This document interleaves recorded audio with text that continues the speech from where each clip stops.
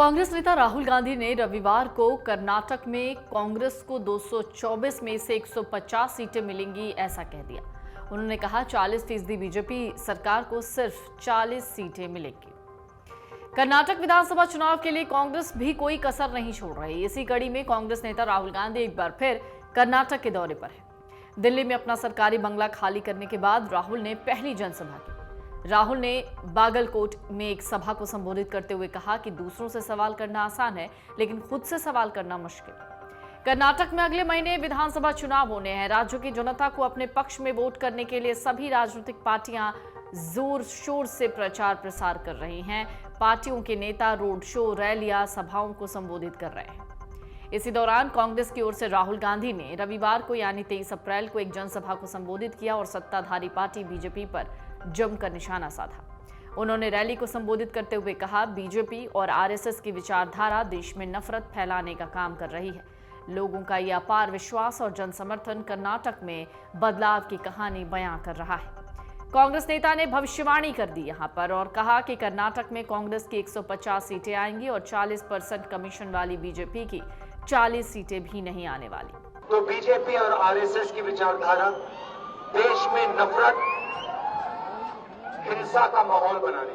प्रधानमंत्री जी और बीजेपी के नेता बसवा जी की बात करते हैं, मगर फिर बसवा जी ने जो कहा था वो नहीं करते। बीजेपी की सरकार हिंदुस्तान में सबसे भ्रष्ट सरकार है। 40% कमीशन कम से कम ये लेते हैं। जो भी काम करते हैं 40% कमीशन ये लेते हैं। अब जब कांग्रेस पार्टी की सरकार आएगी, उस सरकार को नहीं खरीद पाएंगे, क्योंकि इसमें 150 सीटें आएंगी और बीजेपी की जो 40% कमीशन की आदत है ना, उनकी 40 सीटें आने वाली है।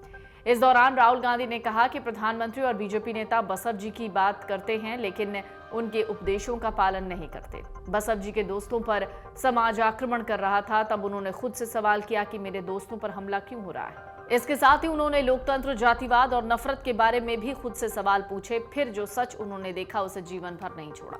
बसव जी ने हिंदुस्तान और विश्व को लोकतंत्र का रास्ता दिया। इस सच्चाई को मिटाया नहीं जा सकता, ऐसा राहुल गांधी सभा में बोलते हुए कह रहे थे। उन्होंने ये भी कहा कि अगर देश में लोकतंत्र आया और अधिकार मिले तो उसकी नींव बसव जी जैसे लोगों ने रखी थी। जब समाज में अंधेरा था तब वो अंधेरे में रोशनी की तरह निकले थे। राहुल गांधी के इस बयान के बाद कर्नाटक विधानसभा चुनाव में इसे लिंगायत समुदाय को कांग्रेस की ओर खींचने की कोशिश के रूप में देखा जा रहा है। दरअसल उन्होंने इस दौरान ये भी कहा कि आज हम इनके सामने फूल रख रहे हैं, लेकिन जब ये जिंदा रहे होंगे तो इन्हें भी डराया गया होगा, धमकाया गया होगा और इनके ऊपर आक्रमण भी हुए होंगे, लेकिन ये पीछे नहीं हटे। सच्चाई का रास्ता इन्होंने नहीं छोड़ा। हालांकि कर्नाटक में राहुल गांधी की कई तस्वीरों पर अगर गौर करें तो भारतीय जनता पार्टी का दामन छोड़कर कांग्रेस का हाथ थामने वाले पूर्व मुख्यमंत्री जगदीश शेट्टार रविवार को हुबली एयरपोर्ट पर राहुल गांधी का स्वागत करने पहुंचे और ये तस्वीर बेहद खास थी। दोनों नेताओं के मुलाकात की तस्वीरें सामने आई। शेट्टार कुछ कांग्रेस नेताओं के साथ राहुल का गर्मजोशी से स्वागत करने पहुंचे थे। राहुल गांधी यहां से हेलीकॉप्टर के जरिए बागलकोट के कुदाल संगम मैदान पहुंचे। राहुल ने कहा कि यूपीए ने 2011 में पूरे भारत में जाति आधारित जनगणना की। पीएम मोदी को ओबीसी की बात करनी चाहिए और फिर उस डेटा को सार्वजनिक करना चाहिए। लोगों को भारत में ओबीसी, दलित और एसटी का प्रतिशत पता चलेगा। पीएम मोदी को ओबीसी की बात करनी चाहिए, फिर वो उस डेटा की बात करें। लोगों को भारत में ओबीसी, दलित और एसटी का प्रतिशत पता चले, इसकी भी कोशिश होनी चाहिए। अगर मोदी जी ऐसा नहीं कर सकते तो ये ओबीसी का अपमान है। अगर वो ओबीसी की बात करते हैं तो उन्हें लोगों को बताना चाहिए कि ओबीसी का प्रतिशत क्या है। राहुल गांधी ने यह भी कहा कि देश की जनता को समझाइए कि आपके सचिवों में सिर्फ 7% ओबीसी और दलित क्यों है। अनुसूचित जाति और अनुसूचित जनजाति के लिए जनसंख्या आधारित आरक्षण लागू कीजिए। आपकी सरकार ने जो 50% आरक्षण सीमा तय की है उसे हटा दीजिए, फिर हम ओबीसी के बारे में बात करेंगे।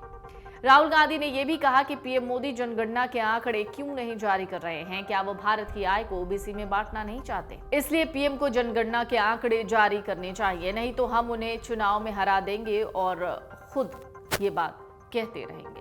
राहुल गांधी जिस तरीके से लगातार सभाएं कर रहे हैं और कोशिश कर रहे हैं कि जो लिंगायत वोट है या फिर यूं कहें कि कर्नाटक में जो जीत है वो कांग्रेस के पक्ष में आए, लेकिन इसी बीच सिद्धारमैया का जो बयान इन दिनों सबसे ज्यादा सुर्खियां बटोर रहा है, जिसमें सिद्धारमैया ने भ्रष्ट मुख्यमंत्री की बात कही थी, कहीं इस तरीके के स्टेटमेंट्स कांग्रेस के नेताओं के राहुल गांधी की तमाम मंसूबों या मेहनत पर पानी ना फेर दें। मन से उजाला कर चले, मन से